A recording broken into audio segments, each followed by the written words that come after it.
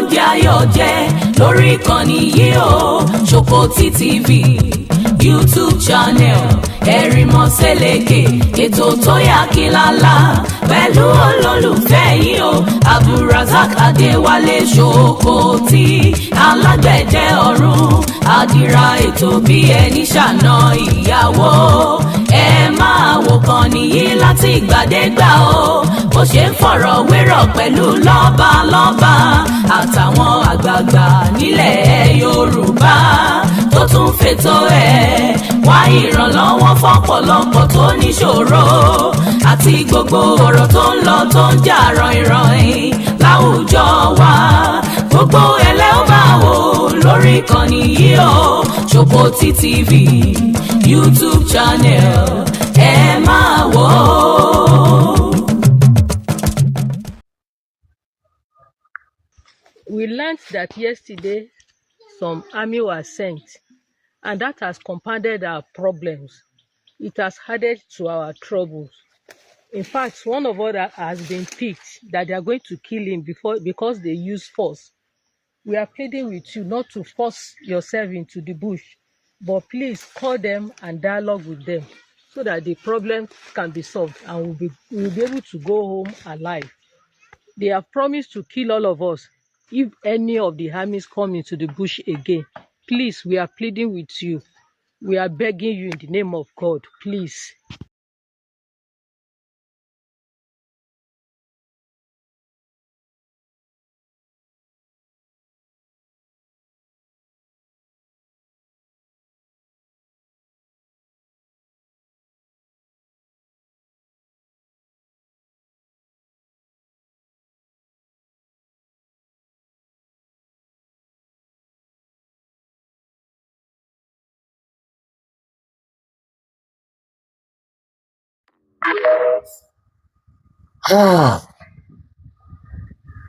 ẹ̀yin ọmọ Odùduwà nílé lóko gbogbo orígun mẹ́rẹ̀ẹ̀rin àgbáyé mo kí yín.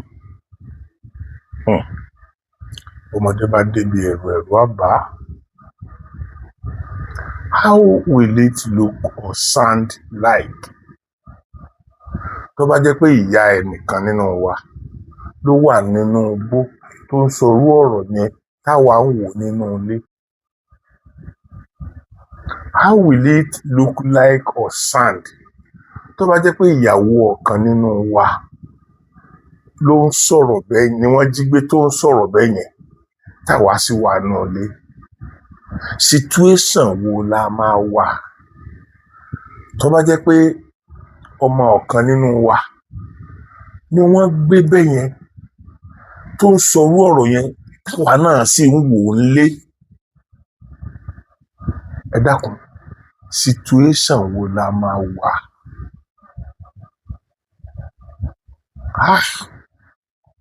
Situation burúkú lobìnrin yẹn wà, àwọn obìnrin yẹn wà.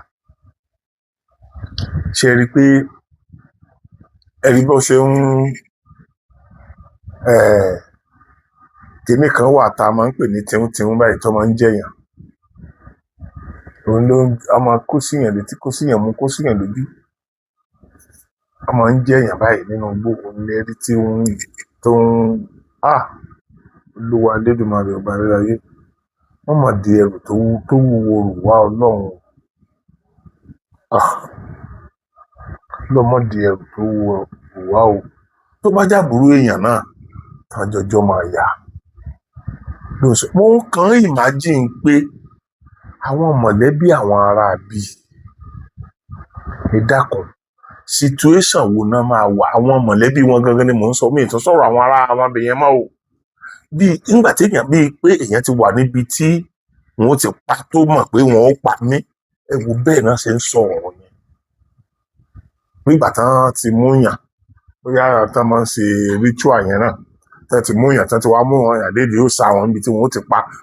Situation táwọn ẹni yẹn wà ń sìn ni. Ọlọ́run mọ̀ tóbi. Mo máa ń sọ fún yín pé gbogbo nǹkan kọ́ làdúà, ọwọ́ wa la máa fi ṣe é. Ẹ wo bí chọ́ọ̀chì ṣe pọ̀ tó ní Nàìjíríà, ẹ wo bí mọ́sìkì ṣe pọ̀ tó. ṣáwa ní ráwọn èèyàn náà tó ń ṣàdúrà pé kọ́lọ́run jẹ́ wọn fi wọ́n sílẹ̀ kọ́lọ́run jẹ́ wọn fi wọ́n sílẹ̀ ni kí ló dé tàdúrà yẹn ò gbà kí ló tí ò gbà ìyẹn ni mo fi máa ń sọ pé Yorùbá sọ pé ọwọ́ ara ẹni la fi tún wà ara ẹni ṣe bí ẹ bá fẹ́ kí nǹkan ọ̀dà ọwọ́ yín lẹ́ẹ̀ fi tàn ṣe. Aṣíwájú Bọ́lá Ahmed Tinubu àwọn ẹni yìí ti ń lò bíi 40 days báyìí súnmọ́ 40 days. Aṣíwájú Bọ́lá Ahmed Tinubu ẹ̀yin náà bímọ ẹ lábúrò káti ẹ̀ lẹ́ẹ̀ níyàá mọ́ ẹ níyàwó ẹ dákun torí Ọlọ́run mo fẹ́ kẹ́ ẹ fi obìnrin tó ń sọ̀rọ̀ yìí kẹ́ ẹ fi wọ́n sí ipò bóyá ìyá tàbí ìyàwó fún yín. Ní last time wọ́n bá gọ́ọ̀mẹ̀ntì sọ̀rọ̀ wọ́n sọ nǹkan ń fẹ́ ṣùgbọ́n torí kí wọ́n lè dá àárín wa rú wọ́n pe woman yẹn láti sọ nǹkan míì ibi tá a ti ń di ọ̀tá àwọn ìjọba wa díẹ̀ nìyẹn o after all àwa gangan ò lè wọgbó lọ o àwọn tá a tó kó hàmọ́ra tán ní àwọn fẹ́ lọ ìjọba ò yọ̀ǹda fún wọn o ìjọba ò yọ̀ǹda fún wọn.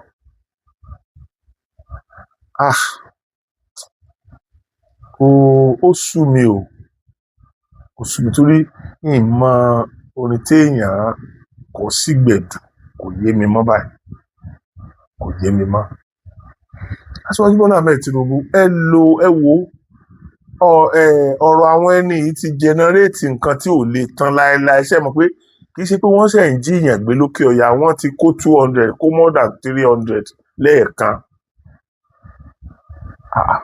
Ẹ wo iye àtàn kó nu àwọn ọmọ Chibok tán kó gbà yẹn náà ẹ wo àwọn lásìkò Buhari yẹn náà ẹ wo àwọn skul tán ti kóyàn tó tiẹ̀ tí nọ́mbà wọn pọ̀ délé lọ ṣùgbọ́n ilé yìí ti lọ jìnnà jù nítorí àwọn reason méjì. Reason àkọ́kọ́ ni wípé ilẹ̀ Yorùbá ni bí Yorùbá sì fálù ẹ̀mí ju ohunkóhun lọ. Ilẹ̀ Yorùbá ni bí Yorùbá dẹ̀ fálù ẹ̀mí gan.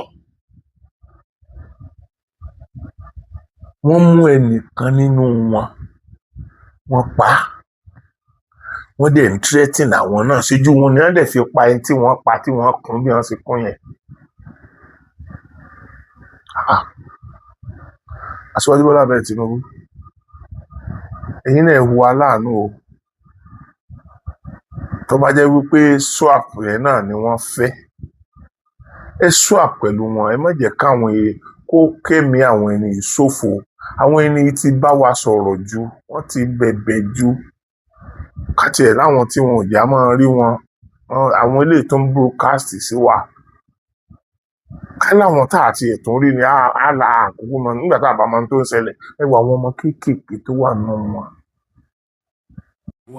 ti wà bẹ́ẹ̀ gbogbo orígun mẹ́rẹ̀ẹ̀rin àgbáyé nílé tí wàá ní wéètì nítorí fi ní wéètì ni pé àwọn ọmọ Yorùbá náà kó nítorí ṣe ní wéètì ni ẹ o ṣe ní wéètì ni ẹ o tọ́lá wa àwọn Haúsá gan ti gbà fún Ọlọ́run pé àwọn ti wọ ọkọ̀ sóàrà sọ̀bọ̀ wọ́n ti wọ̀ náà wọ́n ti wọ one chance yẹn àwọn Fúlàní ti rí wọn manipulate kò sí nǹkan kan tán lè ṣe táwọn lè ṣe sí yẹn mọ́ ó lè jẹ́ pé ń sìn ó dàbí ẹni pé àwọn náà ti ń gbọ́n díẹ̀díẹ̀ torí mo rí Fúlàní kan mi ìfẹ́ lo fídíò rẹ̀ mo rí Fúlàní kan ọ̀pọ̀lọpọ̀ àwọn èèyàn náà ó ti rí àwọn tó bá gbá Haúsá ló lè mọ̀ nǹkan tán sọ ó ń pe àwọn èèyàn ó ń pe àwọn Haúsá rèé Haúsá ó ní àwọn táwọn jẹ́ Haúsá ẹ̀yin tẹ̀yin jẹ́ Haúsá àtàwọn táwọn jẹ́ Fúlàní ọmọ ìyá kan náà làwọn o wípé tán bá ń wòran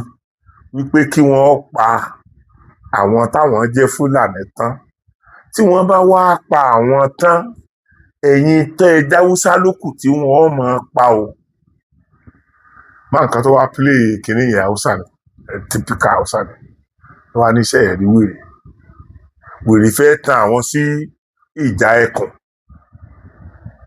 ó fẹ́ tan àwọn sí ìjà ẹkùn ẹ dákun kí ló kàn wọ́n pẹ̀lú tiyín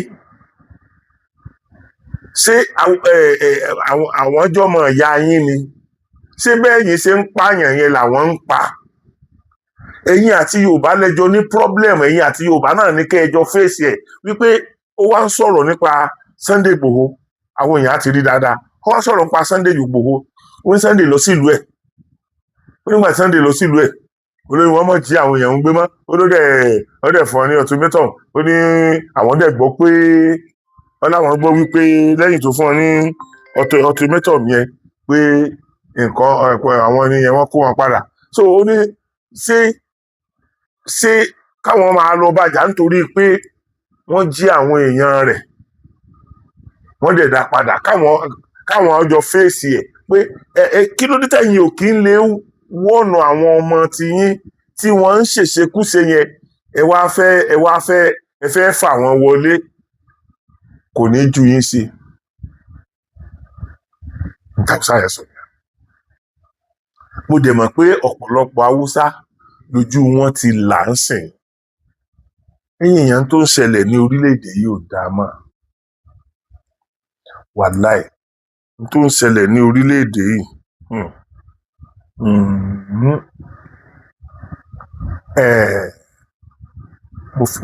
gbogbo ń tẹ́ bá lè ṣe Aṣíwájú Bọ́lá Ahmed Tinubu between now and the 3 other days ẹ jẹ́ káwọn ènìyàn kúrò bẹ́ẹ̀ tó bá jẹ́ owó ni wọ́n láwọn fẹ́ ẹ fún wọn ẹ já fún wọn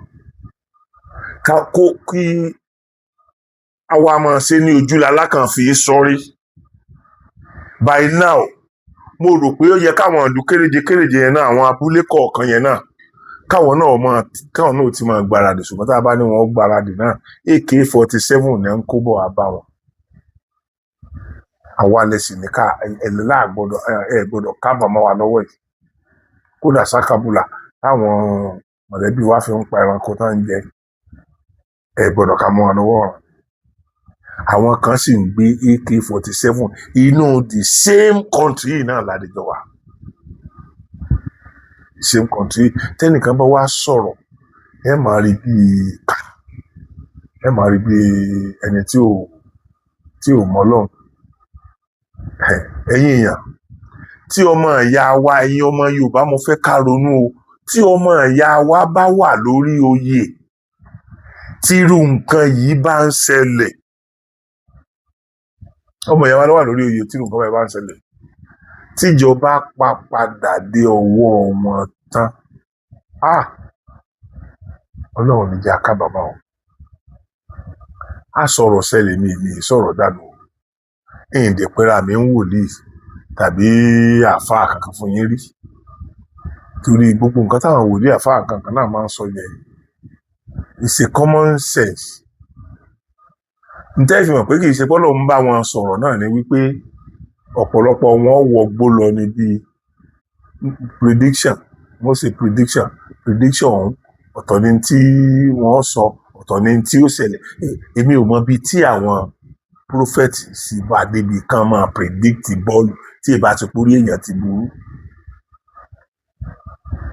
àmọ́ pé ṣé ọwọ́ lẹ̀ ń ṣe torí ẹ̀yin ni gbogbo àwọn tó ń wá sí chọ́ọ̀chì yẹn ń wá ń sìn ẹ̀yin ni gbogbo àwọn tó ń wá sí mọ́ṣáláṣí yẹn ń wá ń sìn iṣẹ́ ọwọ́ lẹ̀ ń ṣe bísínẹ́sì lẹ̀ ń ṣe mo dẹ̀ ti sọ́rí wípé ó dìgbà tí ìjọba orílẹ̀-èdè bá gba tax lórí owó tí wọ́n bá pa ní church àti mosque kí wọ́n tó lè regulate orí burúkú tí wọ́n ń ṣe gbogbo yín náà lẹ ti mọ oríṣiríṣi mo ti dá sóríṣiríṣi ọ̀rọ̀ tí mo ti dá sílé ìgbà tí bàbá Adébóyè tá ń ṣe wáàsí níjọ́sí àbí wàásù lẹ́ ń pè tí wọ́n ń rí àwọn fẹ́ àwọn ọmọ àwọn kan tó àwọn ọmọ bíi 10 tó lè fáwọn 1 billion àwọn fẹ́ àwọn ọmọ àwọn bóyá 20 àbí 50 náà pè yẹn tó lè fún àwọn ní 500 million àwọn tún fún àwọn tí wọ́n lè pé káwọn kan mọ̀ rò pé àwọn dẹ́yẹ sí wọn àwọn tún fún àwọn bíi 100 kan ní tí wọ́n bá lè fáwọn ní 10 million táwọn èèyàn lè jáde tán fún wọn. Now, tó bá tiẹ̀ wá jẹ́ pọ̀pọ̀lọpọ̀ yín náà tó wá ń fi ṣe charity irú àwọn ọmọ yìí tẹ́yìn náà wọ́n náà àti negotiate tó bá jẹ́ owó náà fẹ́ gbà káàtì wá gbọ́ pé àwọn ọmọ tá ń kó yẹn o bàbá wa Adébóyè ló mọ̀ san owó tí wọ́n mọ̀ fi àwọn ọmọ yẹn lẹ̀ láíláí là á máa pariwo yìí láíláí là á máa sọ àní rí owó tẹ̀ ń gbà bí owó alọ́nilọ́wọ́ gbà mọ́ torí pé a rí i pé ẹ fi ń ṣe nǹkan dáadáa fún ìlú bọ̀ síbẹ̀ lórí.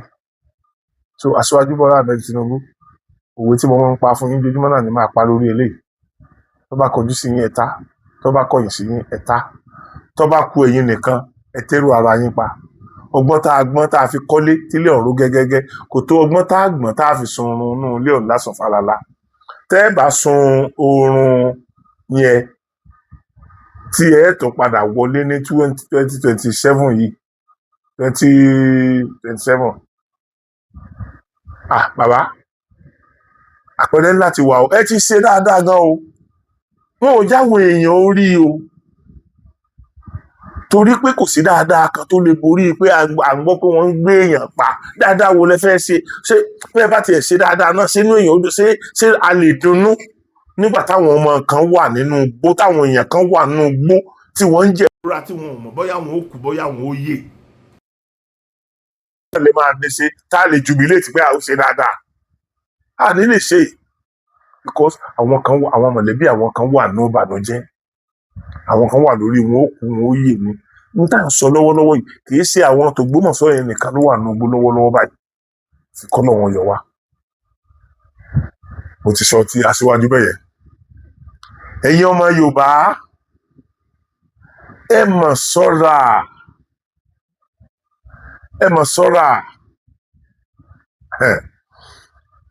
àwa náà tún wá ń dúró nídúró kí Aṣíwájú Bọ́lá Ahmed Tinubu ọmọ wọlé lẹ́ẹ̀kan sí àwa ọmọ Yorùbá náà wọ́n tún ti ń bá ọ̀pọ̀lọpọ̀ ó lè jẹ́ pé mo máa ń jẹ́ ká mọ̀ pé ọ̀pọ̀lọpọ̀ ọmọ àlè Yorùbá wọn bí ọmọ Fúlàní nǹkan tí wọ́n bí sílẹ̀ Yorùbá tó yẹ pé bàbá wọn gan ilẹ̀ Yorùbá náà bí sí ẹ rí i pé síbẹ̀ rí àwọn ọmọ Fúlàní kéékèèké tó ń jáde tó ń sọ̀rọ̀ nísìn níbẹ̀ rí bọ́n ṣe sọ̀rọ̀ èmi tí ẹ̀ ń sọ̀rọ̀ tẹ́ ẹ̀ lè mọ̀ pé ẹ̀ lè sọ pé kì í ṣe Yorùbá nítorí pé ó pupa yẹn nìkan lè fi máa mọ̀ pé Fúlàní ni àti pé nítorí pé ó dárúkọ pé Fúlàní lòun lè máa fi mọ̀ pé Fúlàní níbi tí ewé ti pẹ́ láàárọ̀ ọ̀sẹ̀ tó ti dọ̀sẹ̀ dé. Now àwọn èèyàn wá ń gbogbo ọ̀nà bí nǹkan ó ṣe bàjẹ́ pátápátá làwọn èèyàn wá ń sọ ẹ dáhùn ẹ jẹ́ kí n pè é sí àkíyèsí àwọn kankan. Ẹ dákun ẹ bá mi lísìn gbọ́ eléyìí o. Supposed to be a judicial federal court for the common masses, where a common man will only have his voice. But I came here today, if you don't allow me to come in, I am the ANC, the election candidate of Abia State. They restricted me, they blocked me, they never pointed their guns at me. If we are a military regime, they should tell us. If Tinubu is not capable of leading this country, he should resign. Enough is enough. Like that's letting almost over because he's the strongest opposition we have in Nigeria now. And this thing they did will not deter us, will not stop us from protesting. We will win this country. So all the sorrow will emerge as the president of this country. That 2027.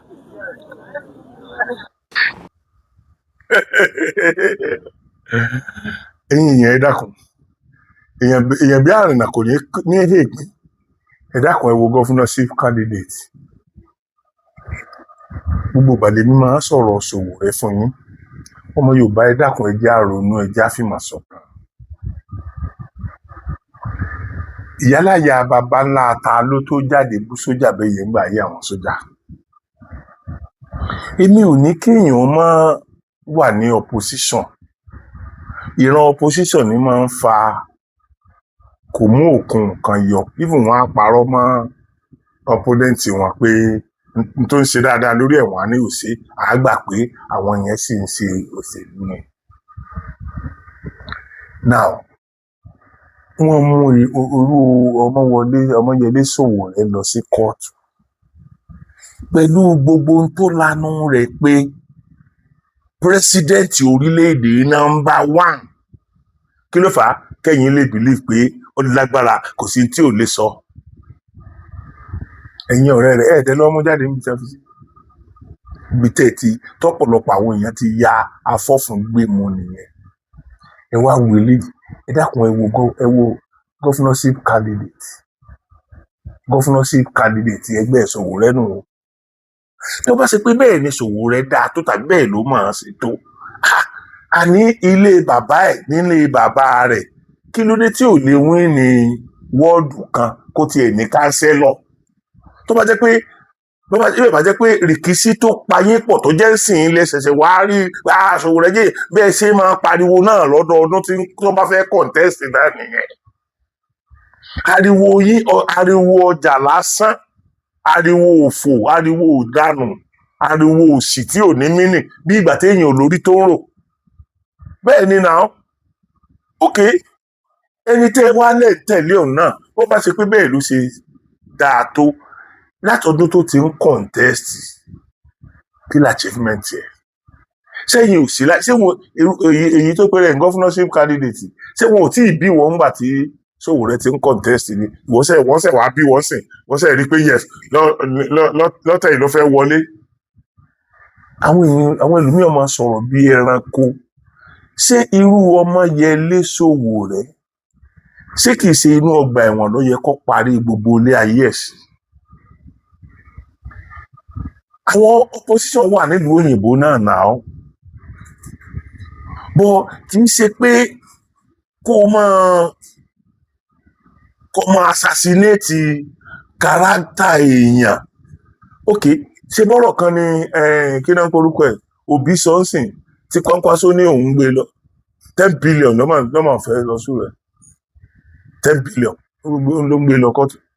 Ṣe bọ́rọ̀ ok kò tí ì pé ní rúgbòrú kò tí ì pé ní ìdá kan nínú ìdá mẹ́wàá ní tí Sowore ń pe President Bola Ahmed Tinubu.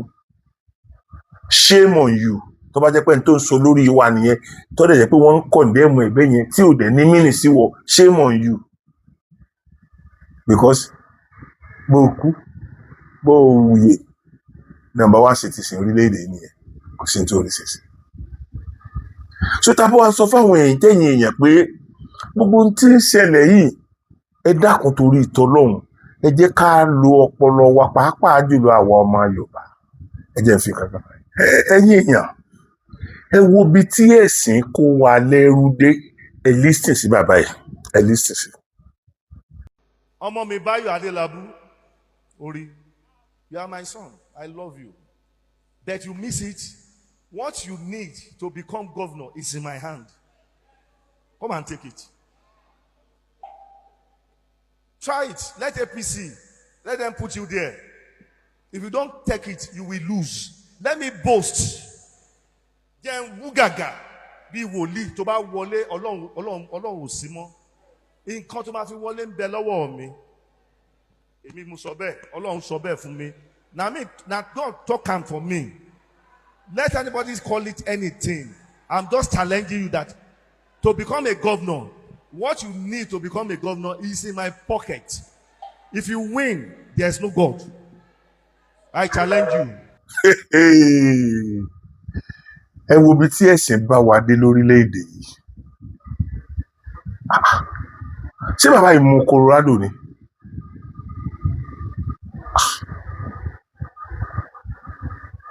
Ẹ dákun ṣé bàbá yìí mu Colorado ni?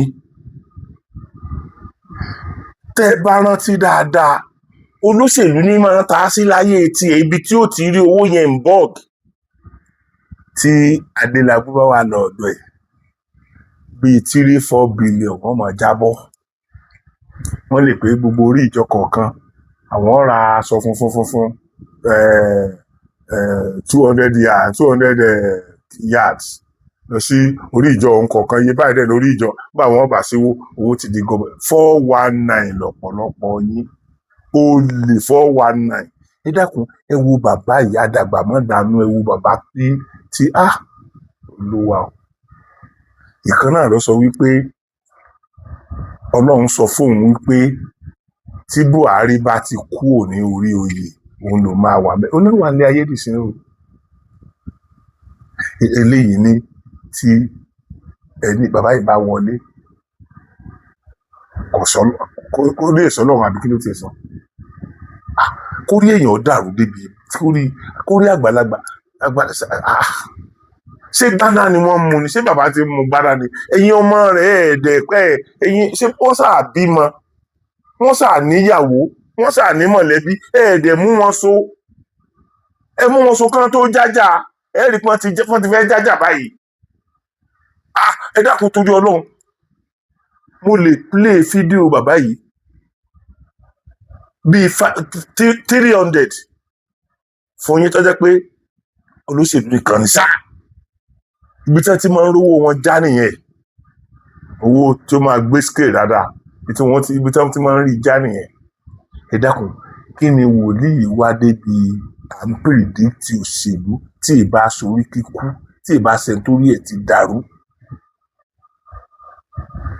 ẹ dákun n tó sọ nípa Adélabú yẹn ẹ dákun kí ló burú nínú kó pe Adélabú tó bá jẹ́ pé ẹni tó ní sẹ́ǹsì tó lọ́pọlọ ni wọ́n Adélabú nǹkan báyìí lọ́lọ́run fi hàn mí ń parẹ́ o sáà lè ṣe ẹ wá wò bọ́n ṣe wọ́ra wọn ẹ wò bọ́n ṣe wọ́ra wọn tó láìsẹ̀ tó mu gbó bí èèyàn bá tiẹ̀ sí mu gbó náà àwọn tó mu gbó ọ̀pọ̀lọpọ̀ àwọn tó mu gbó mi wà torí wọ́n pè náà nígbà tá ẹ̀ kì í ṣe kí náà ń pè Ràṣídì Elétíkété ń wò ẹ̀mí àwò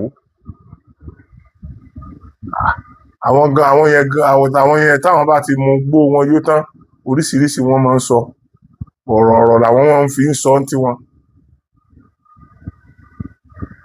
ọ̀rọ̀ tí ibi tọ́rọ̀ tí yín náà wá ń lọ yìí kò ó fẹ́ẹ̀ mọ iye mẹ́tò ẹ dákun ṣé ẹ̀sìn la fẹ́ fi bà ti orílẹ̀-èdè yìí jẹ́ ni pẹ̀lú bọ́n ṣe ń gbéyàn lọ́tọ̀ kan ń gbéyàn lótì ẹ pé Jésù kó bá wa dáwọ́ ẹ̀ dó ẹ pànábì kó bá wa dáwọ́ ẹ̀ dó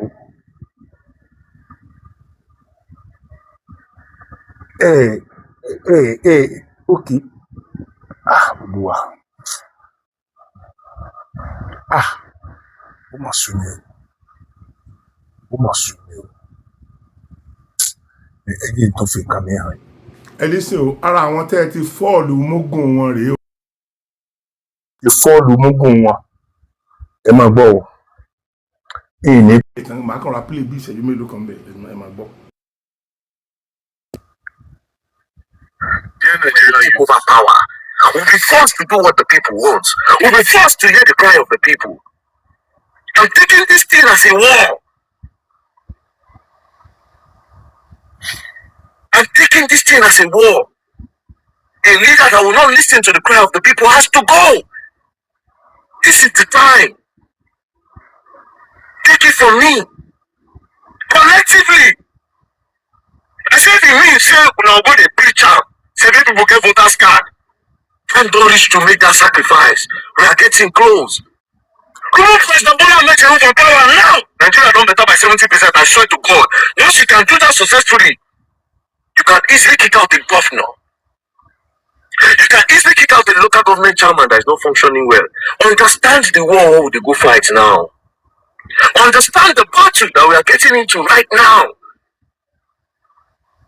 It's not a protest. And this part I need to remind you people. 80% of the people that use the social media, they don't even have voters card. I swear to God. All they do is talk online. If I tell everybody now that snap yourself, everybody for comment section, say snap yourself with your voters card, I swear to God.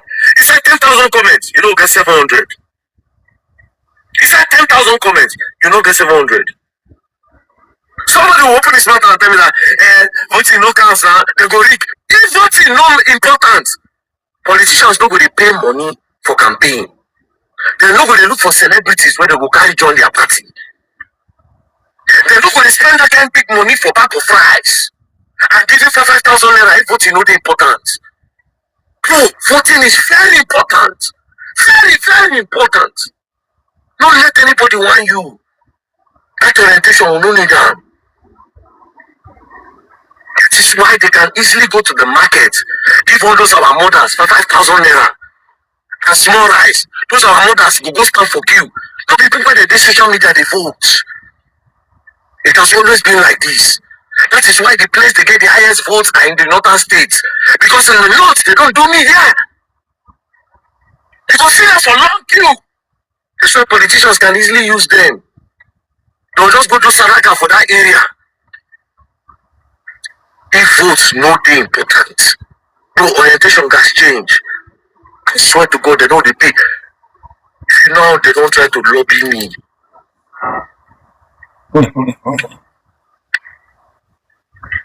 But me, I talk am, I say, Bola Ahmed Tinubu, it's not politics for me.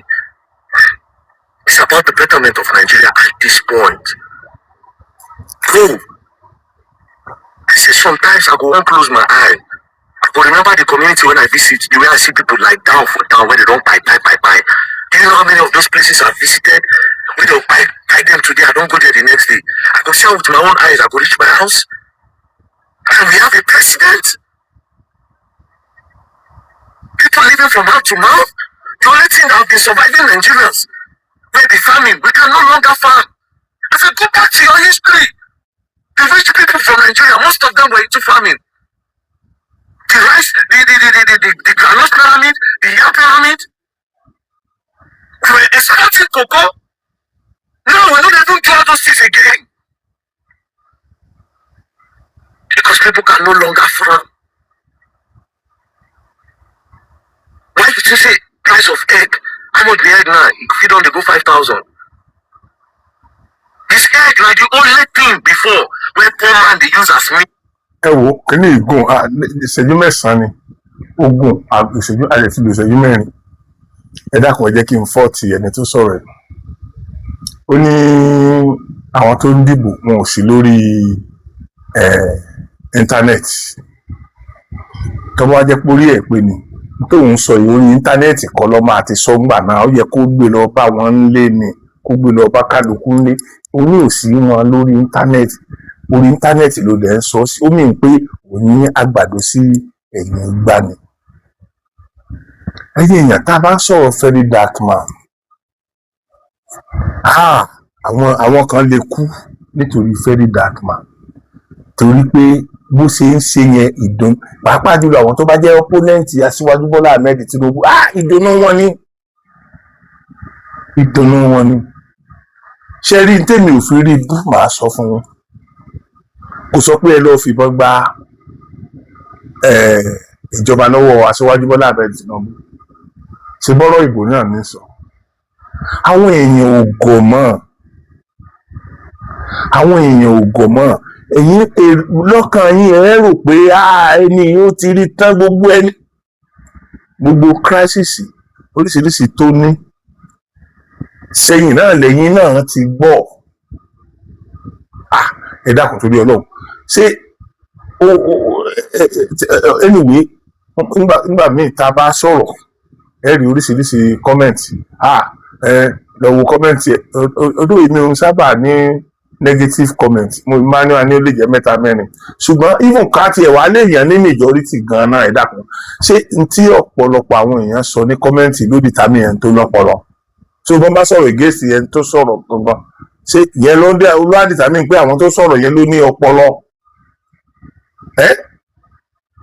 ọba gbàlagbà ní orí ìjókòó oníkójọ kó gba ìmọ̀ràn ọmọ bóyá wèrè ló ṣe dàgbà ni bóyá dèdèrè ní dàgbà bóyá wèrè ló ṣe dàgbà ó mọ òkè nígbà tí irú àwọn yẹn bá ń sọ̀rọ̀ ìjọba yìí báyìí mo wá fẹ́ kẹ́ ẹ wo nǹkan kan tó ṣẹlẹ̀ ní UK ẹ̀yin èèyàn mi mo fẹ́ kẹ́ ẹ kọ́kọ́ gbọ́ eléyìí nípa VeryDarkMan náà kí n tó mú kékeré tí mo ní mo fẹ́ mú wá tẹ́lẹ̀ yẹn wá. Honestly, VeryDarkMan, you need to tread very carefully. I saw one of your very recent videos where you talked about a Major General, General Ibrahim Ghana, who has been in custody since last year with some other people who were, accused of being involved in coup plotting, to remove President Bola Ahmed Tinubu. Now, this will be the second or third time I will be correcting you or not aligning with a particular topic or something you said or you are doing. The first one was when you launched your NGO and you talked about how you wanted to build public schools and all that, and you specifically said you wanted to embarrass other NGOs and the government, that you wanted to embarrass them. And I said, look, what you are trying to do in that video back then, I said, what you are trying to do is noble, is good, but you can't come out and say you want to embarrass the government, because these schools are public schools. The schools you want to, renovate and build and all that, they are public schools owned by the government. And if you want to use government's property to embarrass the government, then they will not give you permission, because you need their permission to work there, to do anything there. You can't just go to a public school and say you want to do something without the government's input. So that aside, and now I want to also say something. This interrogation you talked about in your video, this whole coup interrogation and stuff, is wrong. It's wrong because you said in your own video that it was a classified video.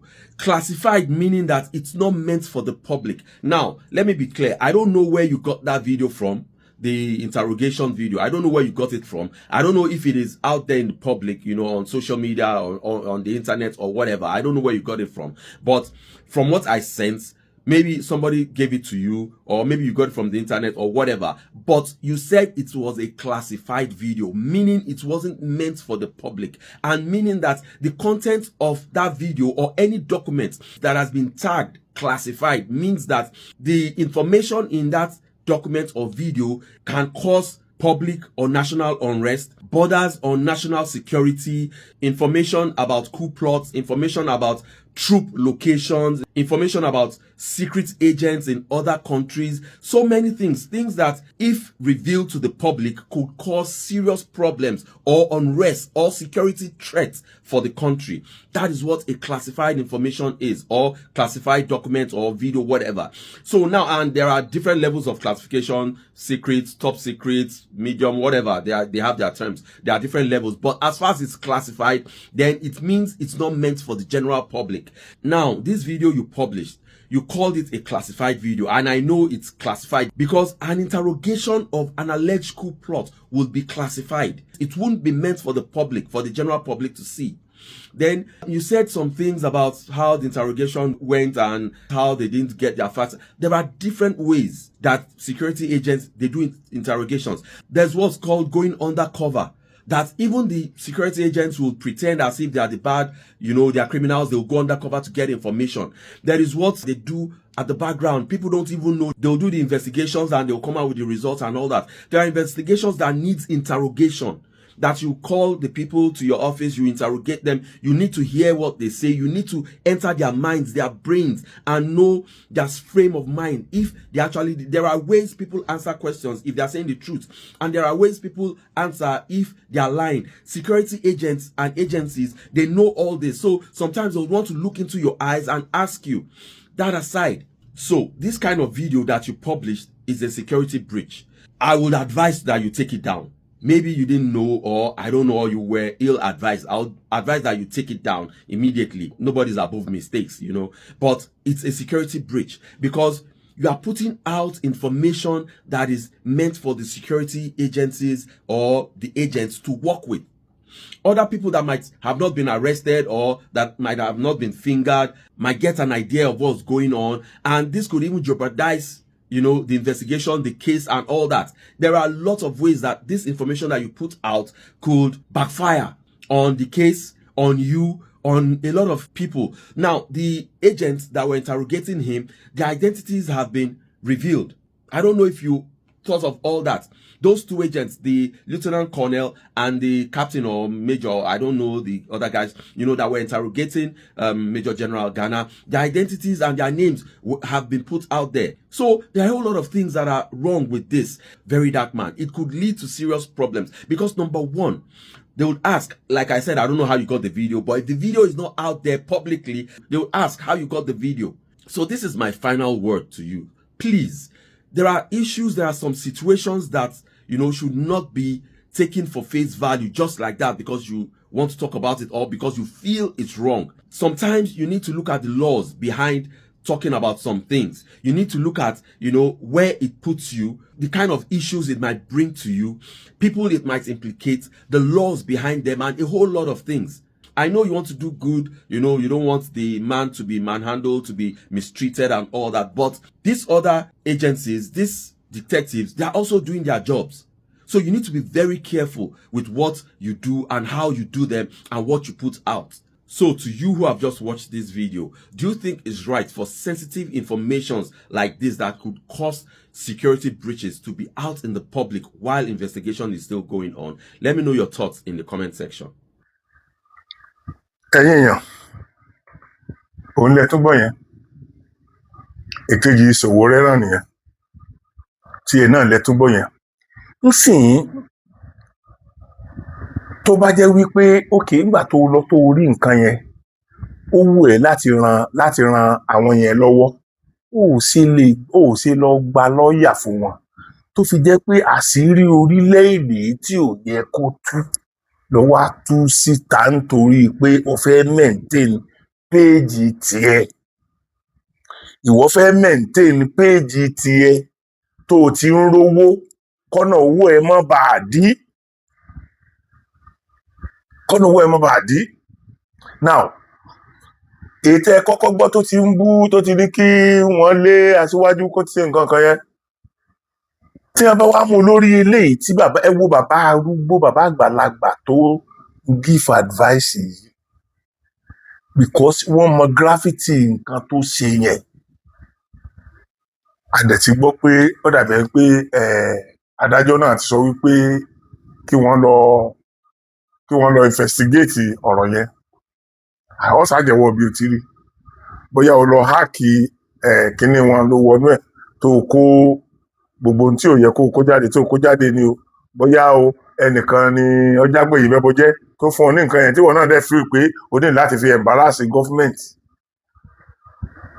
ìwọ náà ló sọ níjọ́ sí pé o fẹ́ embarrass government nítorí pé wàá máa bá owó tó fẹ́ fi máa tún ṣe kì í sowó ẹ̀ náà àwọn èèyàn náà ń dà fún ẹ̀ náà àwa táwa olówó yìí náà ń ṣe nǹkan kan lábẹ́nú kì í ṣe gbogbo tiwa là ń gbé síta bí mo ṣe kéré mọ́ tí ò sówó lọ́ọ̀ mi tí ò sí kankan yìí mo láwọn èèyàn bíi 4-5 tí mo ní kán máa fún wọn lóúnjẹ everyday nílé oúnjẹ kan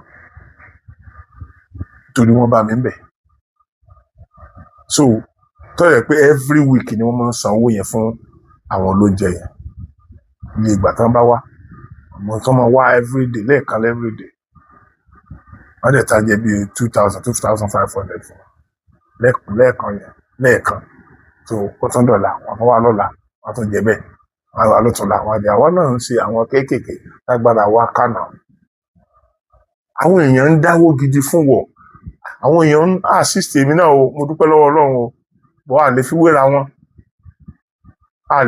wọn gbogbo tí wọ́n bá wá mú ẹ sí nítorí eléyìí àwọn èèyàn kan àwọn aláriwo rẹ kan wà jáde wọn nítorí pé ó ti sọ pé kí wọ́n fìbò lé aṣíwájú Bọ́lá Ahmed Tinubu lọ ní ẹ̀yìn èèyàn ẹ̀ẹ́dẹ̀ bẹ̀rù Ọlọ́run nǹkan kan lèèyàn ó ṣe tí ò ní ṣe míì mọ́ ọ̀rọ̀ kan lèèyàn sọ tí ò ní sọ míì mọ́ ọ̀rọ̀ kan lèèyàn sọ tí ó sọ dolórí ire ọ̀rọ̀ kan lèèyàn sọ tí sọ̀yàn dolórí ibú ẹ̀ẹ́dẹ̀ rọra ẹ̀ẹ́dẹ̀ máa fọ́pọ́ lọ́wọ́ nǹkan kẹ́ ẹ tó lè dá sí ok ẹ ti gbọ́ ti ẹ̀yẹ́ ń sìn Sowore tí wọ́n ń kọ̀ndẹ́mù gbogbo nǹkan tí orílẹ̀-èdè ń ṣe ẹ jẹ́ ń fi etí àwọn UK sọ lórí aṣíwájú Bọ́lá Ahmed Tinubu ẹ jẹ́ fi hàn ẹ̀yin ọmọ kóòtù òjire ẹ dákun torí Ọlọ́run ẹni tí ó bá parọ́ ní òpẹ́lẹ́rìí òun bẹ ní òde ọ̀run mo fẹ́ kẹ́ ẹ lísìn kẹ́ ẹ gbọ́ nǹkan tí wọ́n sọ nípa bí economic wa bó ṣe ń develop sí àti bí UK ṣe gbóríyìn fún wa mo fẹ́ kẹ́ ẹ gbọ́. And most Nigerians never know the importance of this economic reform that President Ahmed Tinubu was embarking on with his economic teams. Now, when you look at this, it's the people outside the world that know that this thing is something that is unbelievable. Look, nobody ever knew that this thing can work the way it was working, the speed that this economic reform is moving, honestly. See, just imagine IMF and the World Bank making reference to Nigeria economic reform, that any country that want to grow, that want to get out of the wood, should follow the way Nigeria economic reform is going. That country should embark on Nigeria economy, reform economy. They should learn from Nigerians. Look, when you look at the way, it's a new formula entirely. It's an economic formula of making economy to grow, entirely discovered by President Ahmed Tinubu. That has to do with the macro and micro economy. So this thing, they know. Now look at the GDP growth all over the world. Nigeria ranks third. Number 3, even ahead of UK and United States of America. So Nigeria growth GDP is ahead in them. Fine, they may have stable economy. Do you understand? But the way Nigeria is moving so fast, look at a lot of reforms. And now, like, for the first time in history, no any Nigerian policy, our past leader, that have policies that have implementation, policy implementation among their policies. No any leader has have economic policy with implementation policy inclusive in that policy. It's only President Bola Ahmed Tinubu that has policy implementation in his policy, whereby all the policies, there's another policy monitoring everything concerning the policy. So that is why it's making waves. That is why it's getting somewhere. You see, well, go and read the 19 policy of Bola Ahmed Tinubu. They are all 19 with policy implementation inclusive, making 19. It was the last one. So when you read about these economic reforms and when you see the way they are moving with it, honestly, now let me tell you one thing that is shocking the world concerning Bola Ahmed Tinubu economic reforms. Number 1, the revenue has been increasing. It has been increasing virtually every month. It's always on that. It increases every month. And now with this increment, now when you look at it, now there's this borrowing again, where people are getting it wrong. You see this borrowing you are saying, they are now borrowing to embark on massive infrastructure. They are not borrowing for salary or overhead costs. No, they are borrowing for massive infrastructure. Go every corners of this country, you will see a lot of massive infrastructure going on there. From rail, from roads. Just think of it. Murtala Mohammed International Airport, the facing Murtala Mohammed International Airport, and Tinker Island Port Authority. Just name them. Now, all these reforms is giving investors that confidence to put their money into the Nigerian economy. Now, go and check the direct investments, which is foreign direct investment, which is FDI to Nigeria. It has never happened in Nigeria history, the volume of money that is coming into Nigeria today. Now, having said that, go and check a lot of our foreign reserve. Now, lately, it's around $51 billion. Something that has never happened in 17 years ago. That was the last time we had that kind of money in our external reserve, 17 years ago. Now, the fintech, 2025, it has never happened in the history of Nigeria. We are non-oil sector. Non-oil sector now gave Nigeria total revenue expectation before end of the year. We achieved that in August. It has never happened in the history of this country. Mostly we depend on crude oil, revenue from crude oil. But now the revenue from fintech, from non-oil sector, now surpass the revenue from oil. Now you can see the reform is working. Now diversification of our economy is part of the reforms. Now many companies are now springing up. Now let me tell you one good thing about these reforms again, that make most of these investors to have more confidence in this Nigeria economy. Now it make a policy that no any dust will leave Nigeria without adding value to it. That is, no any minerals, no any raw materials will leave Nigerian soil without adding value to it. If you are an investor, you want to invest in Nigeria, you can just take our raw materials and take it to your country, and now when you now transform it to add, when you now add value to it, you now bring back to Nigeria and sell as finished product. No, those are the things of the past. Remember, Nigeria is one of the highest exportation of shea butter seed. Now it has banned exportation of shea butter seed. Now they are now producing shea butter in Nigeria, in Niger State. A multi-billion dollars company is now in Niger State. Now we are exporting shea butter. This is part of the economic reforms. And it is, see, now Nigeria is going to the age of industrialization. I'm telling you, Nigeria is getting there. And I always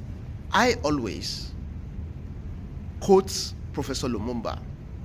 He said, the day Nigeria gets it right, the whole Africa will get it right. And we all know the gimmicks of the West. They don't want us to get it right. But this man is stubborn. He's making waves.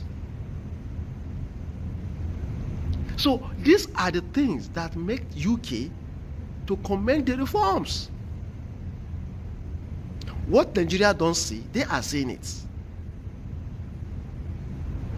Now, he now passed a bill that, look, every governor, which is electricity bill, every governor should be responsible of their state electricity projects.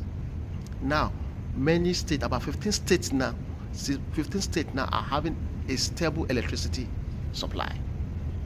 This is a welcome idea.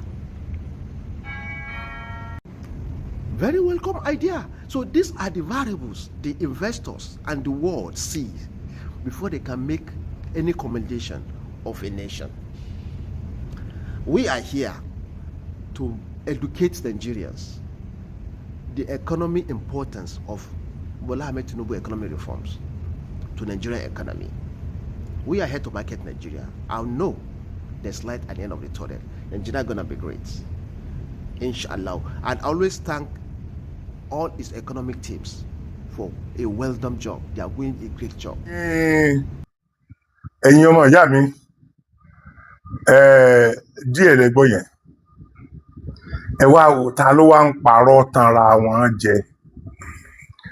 Ẹ má jẹ́ kí àwọn Yíbò ìsọnù àwọn Yíbò tó dá wà o ẹ rí i pé gbogbo àti bá ti dárúkọ Yíbò tàbí elédè míì ni mo máa ń sọ pé àwọn tó dá ń bẹ̀ wá àwọn tí ò dánú ìran tiwa náà wà o àwọn kan náà ti mú pẹ̀lú àwọn Fúlàní jínigbé yẹn o ìran wa náà làwọn náà o àwọn èèyàn ti torí ẹ̀ sọ pé nítorí pé àwọn Yorùbá ti ṣe ẹjẹ́ àlọ́pàá gbogbo Yorùbá run a lè pa anybody run àwọn tó bá ń ṣàìdá ìlà máa face òpònú kan ìṣẹ́jú méjì ní ẹjẹ́ ti ẹ̀ play nǹkan tó sọ fún yín. ètò yẹn tún lè yí ohun ìgbẹ́jọ́. Conflict resolution. If you don't hear what I'm saying, I will say it in Yoruba. Conflict resolution. Ìgbẹ́jọ́. Ọlọ́run ọba mi o, ìdílé ti dàrú. Ọ̀pọ̀lọpọ̀ ilé dàrú wọn ò rólùtò. Ìyàwó sá lọ nílé wọn ò rólùtò. Ọkọ sá lọ kò sólùtò. Àwọn ọmọ kọ bàbá wọn ò rólùtò. Ìrìn àjò ẹ̀dá dàrú nínú ìdílé ẹyọ kan tó yẹ kó gbogbo Nàìjíríà ga àtàgbáyé wọn ò máa rólùtò. Conflict resolution. Ìgbẹ́jọ́ àti ìdájọ́ á gbọ́ á dá pẹ̀lú àwọn ọ̀jọ̀gbọ́n tó lọ́n fún ní làákàyè nínú òṣèré káàkiri àgbáyé, not in Nigeria only o, American based artist, London based, Puerto Rico based, Dominican Republic based artist ẹ pàdé wọn nínú tá a pè ní conflict resolution. Ìgbẹ́jọ́ àti ìdájọ́ ẹ wá gbọ́dọ̀ mísẹ tẹ́ ẹ bá ní wò mọ́ ẹ̀yẹ kọ́kọ́ wo tọ̀dí sẹ́fún yẹn ẹ mọ̀ tí mo ń sọ ẹ wo iṣó tí ń rùn tí ń ṣe fún káàmẹ́ni tó só wàhálà tó dé bọ́ ọtọ̀ ọmọ bí ó ti wá yẹn èéfín tí ń rú tú táwọn abẹ́tí tí ń rú tú wá inú ajẹ́rẹ́ ní ti ń wá ní àbínú àrò. Conflict resolution ibẹ̀ lẹ́ẹ̀tì rí tá à ń sọ yìí sẹ́ẹ̀sì mẹ́ntó ní ẹ̀mẹ́tọ́ náà fi ṣe kò kárí ẹ̀ Sokoti television ẹ ti ń wò tẹ́lẹ̀ o àyídà èdè ìmọ̀ àmọ̀tú ọ̀pọ̀nkí àti ọ̀làkí èdè tí tún létò bẹ̀lẹ̀ ti wọ̀ ẹ mọ́ gbàgbé o èmi bá sọ pé ìgbàlá wa tó bá tún yá tí bá ń lọ bẹ́ẹ̀ ẹ mo tún jẹ́ ọ̀kan náà tẹ́ tún wò pẹ̀lú èdè tí a dá mi wá sọ láyé ẹ ǹlẹ́ o. ẹ̀yin ọmọ ìyá mi ẹ rí i pé àwọn Ìgbò ti sọ tẹ́lẹ̀ fún wa wípé àwọn máa fi ẹnu dá wàhálà alẹ̀ fún Aṣíwájú Bọ́lá Ahmed Tinubu. Gbogbo yín lẹ ti wo fídíò wèrè kan ọmọ Ìgbò kan tó ń trend lórí kinísìn tó sọ wípé àjáwá mọ̀ pé wọ́n ti wá fẹ́ helicopter kó àwọn ọmọ tí àwọn èèyàn tí wọ́n wà nínú igbó àwọn èèyàn ará Ògbómọ̀ṣọ́ tán kó ṣe rí pópònú ni àwọn tó ní wọ́n kó nínú obìnrin tí ẹ rí pó kọ́kọ́ sọ̀rọ̀ yẹn o ṣé wọ́n tó wá dá wọn padà ni. Ẹ má jẹ́ fall victim àwọn ọmọ Ìgbò ẹ jẹ́ ká ṣọ́ra wa ká má fall victim àwọn ọmọ Ìgbò Ọlọ́run á wà pẹ̀lú wa. So lastly ọmọ Haúsá lẹni tó sọ̀rọ̀ ilé yìí òun ni mo máa fi kásẹ̀ rẹ̀ ńlẹ̀. Ọmọ Haúsá typical Haúsá kì í ṣe Fúlàní o typical Haúsá ẹ dákun ẹ bá mi listen sí.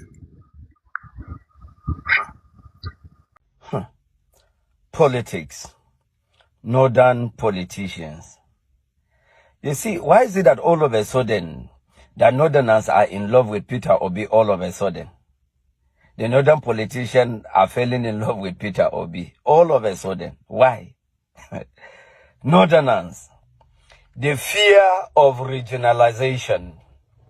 You see, the smartness of the northerners and the foolishness of the southerners.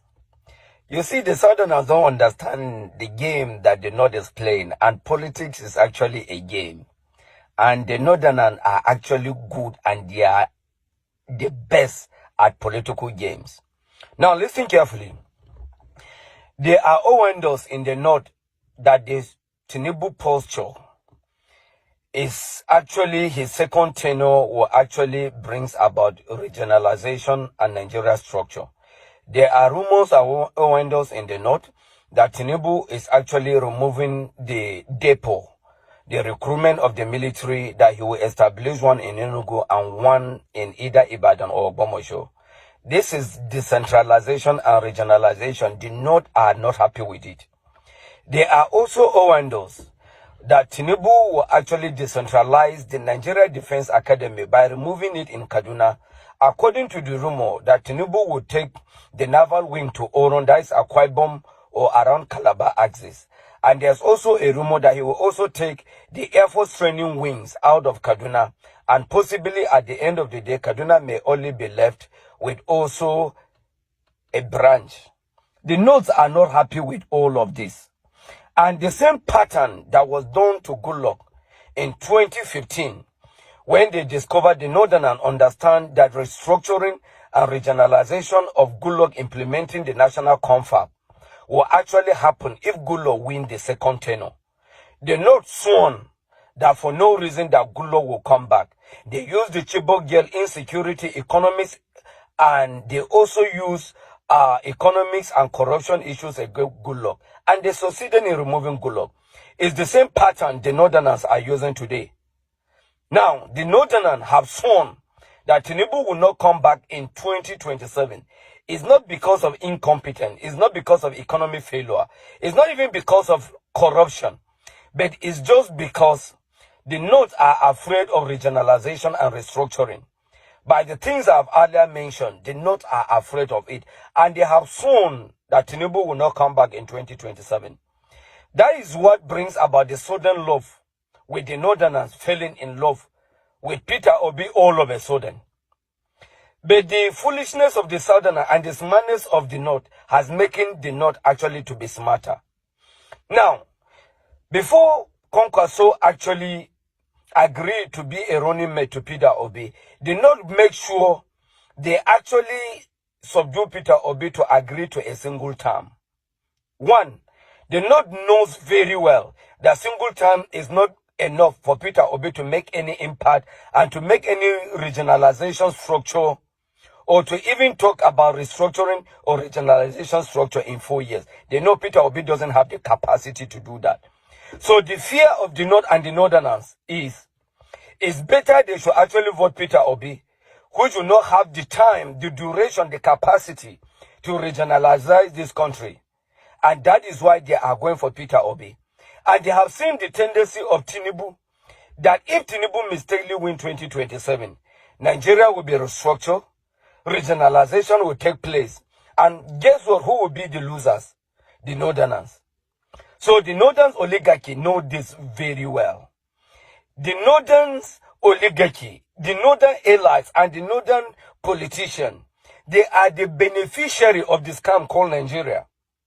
So the love of the Northerners for Peter Obi is not actually out of good motives and good intentions. But the North are smarter and they are wiser. They are taking the advantage of the foolishness of the Southerners. Why should they not cry for insecurity? The insecurity that they not created. The Boko Haram, the bandit, the Lakurawas, who created it? They not. If you are talking about the economic failure of Tinubu today, Buhari was a president for 8 years, no single protest in the North. Despite the insecurity in the North, the train attack between Kaduna and Abuja happened in Kaduna. The school kidnaps in Kebbi, in Yobe, in Zamfara. There was no brouhaha in the North. There was no single noise in the North. But today, the North are actually shouting for the insecurity they create. And the Southerners and the foolishness of the Southerners, when they are shouting, Tinubu is not competent, Tinubu has failed, insecurity, Tinubu must go. They are actually sincere in whatever shouting they are shouting. But when the Northerners are shouting to remove Tinubu, they are shouting because they have interior motives. They are not shouting because Tinubu failed. They are not shouting because Tinubu is incompetent. They are shouting because of the posture of Tinubu for regionalization and restructuring. And the North will be losers. And that is why they are shouting. The foolishness of the Southerners, when you are shouting for Tinubu, be wise. And look, read between lines, be rational and be logical. I come in peace. Ojú òní tiẹ̀ ọmọ Haúsá ni o, típíkà Haúsá lélẹ́yìí o, kì í ṣe Fúlàní o, típíkà Haúsá. Ńlẹ̀ gbọ́ nǹkan tó sọ yẹn. Ẹ̀yin ọmọ ìyá mi, ẹ wo ọdún tí mo ti ń rọra ń dọ́gbọ́n pariwo pé kì í ṣe gbogbo nǹkan náà la máa tú sórí íńtánẹ́ẹ̀tì. ẹ gbọ́ gbogbo nǹkan tí ó ń ba àwọn northerners lẹ́rù gbogbo nǹkan yẹn dẹ̀ rí bàbá ti make up mind lórí àwọn nǹkan yẹn so ẹ mọ̀ wá jẹ́ kẹ́rù ó bà wá pé Kwankwaso ó darapọ̀ mọ́ Obi kò ní nǹkan kan ṣe o kò ní nǹkan kan ṣe o ìbò north ṣẹ̀pẹ̀ north ló pọ̀ jù ìbò northern state àwa mẹ́tẹ̀ẹ̀ta jọ ní àwa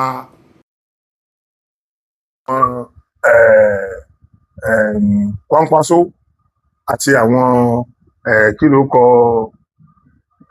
ń porúkọ Àtíkù ó kò tiẹ̀ ń bẹ̀ Kwankwaso ó kò tiẹ̀ ń bẹ̀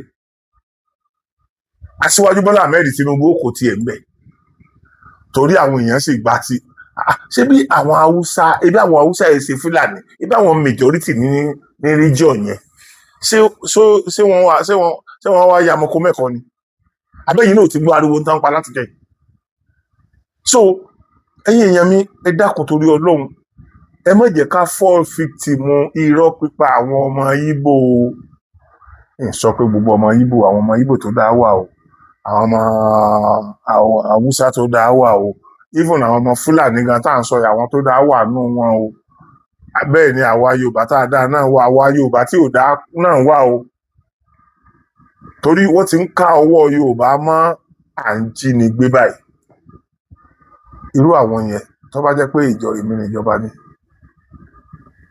èyí ni wọ́n pàṣẹ òfin kan níbẹ̀ yẹn tó jẹ́ pé ẹni tí wọ́n bá ti mú fún kidnapping tó jẹ́ pé tí wọ́n bá ti dá ọjọ́ ikú fún wọn gbọ́dọ̀ máa fi ọjọ́ sí tí wọ́n gbọ́dọ̀ mú kúrò lẹ̀ àti ẹ̀dùpẹ́ pé aṣíwájú ọmọ rehabilitate wọn kó tó kó wọn padà sí sọ́jà ọ̀sọ́lọ́pàá nǹkan ọba ti bàjẹ́ jù báyìí lọ so ète kékeré tó kù yìí náà Ọlọ́run ó bá wa gbọ́ bá ṣe wá wò ó kékeré ẹ̀hún gangan ni ńlá jù torí ẹ̀mí ni tí aṣíwájú bá ṣe dáadáa tàbí tá a bá padà àchífù èèmù wa lórí ọ̀rọ̀ nation wa lọ́jọ́ ọ̀la àwọn tó bá bẹ̀rẹ̀ tó bá wa dìgbà yẹn àwọn ni wọ́n rí dùnnú kì í ṣe pé nígbà tí wọ́n bá ti pa gbogbo wa tán ká tó lè àchífù èèmù wa that is why a gbọ́dọ̀ ṣe iṣẹ́ gidigidi lórí àwọn táǹkù yẹn aṣíwájú ọ̀dọ̀wọ́ yẹn o ẹ má jẹ́ kí àwa tá a nífẹ̀ẹ́ yín náà padà àwa náà ò déédéé nífẹ̀ẹ́ yín o a kàn rí wípé ìpalára tó wà lọ́jọ́ iwájú yẹn bẹ́ẹ̀mi ṣe ń pariwo ń jọ́ sí pé ọmọ ẹni ò ń ṣèdí bẹ̀bẹ̀rẹ̀ káfílẹ̀ kan sílẹ̀ ọmọ ẹlòmíì táwọn ayé sọ mí lẹ́nu nítorí ẹ̀ lọ́dún náà so iná lọ́pọ̀lọpọ̀ Yorùbá tó ń rí báyìí pé yes tẹ́ ẹ bá lè kúrò lórí tẹ́ ẹ bá ṣe ọdún mẹ́rin yòókù ẹ nílé correct ọ̀pọ̀lọpọ̀ àwọn nǹkan tẹ́ ẹ ti dáwọ́lé after all ẹ ti ẹyọ ọ̀rọ̀ state police ṣé state police bá ti wá wà ṣé problem wa 40% or 50% ó ti solve so wọ́n dẹ̀ ti approve yẹ wọ́n ṣiṣẹ́ lọ́wọ́ lórí ẹ̀ anytime nìyẹn máa bẹ̀rẹ̀ iṣẹ́ so ẹ jọ̀ọ́ torí Ọlọ́run ẹ jọ̀ọ́ ojú òní tì wá àní fojú sunkún ara wa ẹ má jẹ́ ká ṣe àṣìgbọ́ o ẹ má jẹ́ ká ṣe mistake o ajẹgbodò wẹ́ni kúnra ní o àwọn ọmọ Ìgbò tí ò dáa yẹn àwọn tó dáa wọ́n wà lọ́tọ̀ àwọn ọmọ tí Ìgbò tí ò dáa yẹn ẹ rí i pé mo sọ pé bẹ́ẹ̀ ni ọmọ Yorùbá náà tí ò dáa wà àti Ìgbò tí ò dáa àtàwọn ọmọ Yorùbá tí ò dáa àtàwọn ọmọ Haúsá Fúlàní tí ò dáa gbogbo wọn ẹ jẹ́ asá fún wọn ẹ má jẹ́ àkóso pápẹ́ wọn lọ́tẹ̀ yìí o ojú òní tí oríṣiríṣi wọn máa gbé jáde o ẹ jẹ́ ká ṣe verification wa kó tó di pé àbàwọ̀ sí ààrẹ àbàwọ̀ sọ̀rọ̀ ń pa rẹ̀ o ẹ̀yin mọ̀lẹ́bí mi mo kí gbogbo wa wípé ojú ò fẹ́ra kù.